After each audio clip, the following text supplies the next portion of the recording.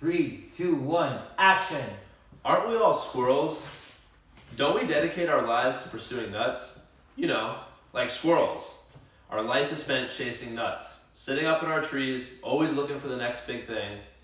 A nice car, that's a nut. An attractive spouse, there's another nut. One of the most coveted nuts, a 401k for all the money that we make with our lucrative careers, which, by the way, is another nut. Well, I haven't been misinformed about the anatomical differences between marsupials and human beings. Nobody listening to this speech climbs up trees and chomps on nuts with their bare teeth, cracking them open. But when you examine the motives of squirrels and humans, it is astounding how psychologically similar we are. We are both rapacious, greedy creatures, desiring more, even when our mouths are full. You see, the treasures in our life are often overlooked because of our intrinsic squirrel-like instinct to want more. We live in a society where there's always new products being pushed in front of our faces, always something shiny, and always a new edition of something.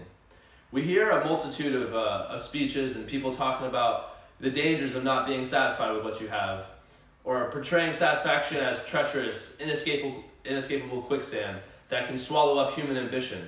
Now, while I'm not condoning smug satisfaction or advocating for the immobilization of human advancement, what I'm trying to say is sometimes we deserve to sprawl out on our branch and acknowledge our accomplishments and appreciate what we have.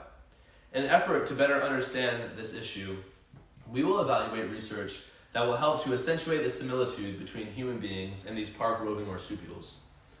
Not appreciating what we have is a problem. Our life is short, and we never know when our last day on Earth is going to be.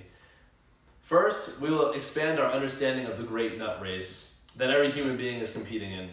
Then we will examine scientific research on what drives human beings to earn, achieve, accomplish, and get more. Finally, we will discover that the gems in our life that we've been wanting this entire time are right before our eyes. The truth is, we all have a collection of nuts that should be cherished. We have procured a lifetime of nuts. We just need to finally realize them. For starters, we know what nuts I'm referring to. Not actual nuts like cashews and almonds, but possessions or lifestyles that we all uniquely desire. Those nuts are the caffeine to a college student's late night study routine, the fuel that keeps a race car going.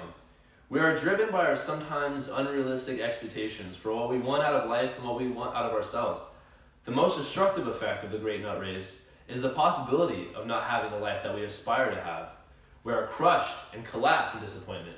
If we can't afford a yellow Ferrari, we resolve to thinking wistfully about the past and regretting what we did. Maybe we should have worked more. Maybe we chose the wrong profession. A lot of people spend their lives lamenting their previous decisions because they're not happy with what they have. We overlook our most remarkable memories and often think that we could have done better. Sometimes, something we must recognize is that not all nuts are conspicuous as a new sports car or a supermodel spouse. Some of the most valuable nuts are as furtive as real nuts in the autumn leaves under a tree. Such nuts include family, friendship, warm interactions, maybe your religion, the people you see on a daily basis. Nuts are copious and abundant each day. The little things that we have been told by our grandparents to appreciate are such nuts. First, we will scale the tree of research, scrutinizing the cause of the perpetual hunger for a more grandiose lifestyle. Then, we're going to crack the acorn of understanding and examine the infection that is greed. Finally, we will wake up bright-eyed and bushy-tailed and modify our perspective and condition ourselves to find nuts in everyday life. So, in the interest of time, let's get cracking. Initially, when I began writing this speech, I was hesitant to dive into this convoluted metaphor where a squirrel's holy grail became representative of our desires and wants. I thought the complexities of human lust were difficult to assimilate on their own, much less trying to tie them to a metaphor about a rodent's diet. It seems silly, but it turns out that this metaphor exemplifies what all human beings deal with. Psychologist Richard Tafflinger reveals the roots of greed and traces them back to the primordial human being, explaining that the first hominids were driven by acquiring food, seeking shelter, and reproducing. As our species has evolved, our primal needs have changed. We no longer require shelter, and we don't have to hunt for our food. But our inherent needs, even though our inherent needs have been satisfied, our inherent greed has not. The nut represents a coveted possession, lifestyle, or achievement. Simply put, our instinct to want is still here. That hasn't left our DNA. And while this fuels innovation, scientific achievement, and human progress in general, we cannot permit it to consume us. For the sake of our own happiness, we must regulate our natural urges and reprogram our perspective on life. I know it doesn't sound so easy, but it's really as simple as just taking a bus ride and maybe taking your headphones out and looking out the window, saying thank you to the bus driver, or giving your brother a call who you haven't talked to in a few days. We can make these nuts that are hidden in plain sight more noticeable by recognizing the value in the relationships and experiences all around us. Once we can ascertain the concept that life's most precious offerings don't come in the form of Italian sports cars or luxurious clothing items, but rather family bonds, friendships, good health, acts of kindness, places that we get to visit. Once we start to see those things as the more valuable things, we will be happier and more satisfied with our life. While we do like the design of the latest pair of Nikes, or the revitalizing effects of a hot tub, we must promise ourselves from this point on that we will only seek the nuts scattered through everyday life. Tony Robbins once said, "Trade your expectations for appreciation, and the world changes instantly." Gratitude, to add to Robbins' assertion, not only will gratitude change the world, but it will also change your world. Only until we view the world with an appreciative eye will we recognize the profound effect it will have on ourselves and those around us. The nuts that lie right before us. See, we spend our lives obsessing over new things and wanting more, but everything that we want and everything we truly want and need is right before us.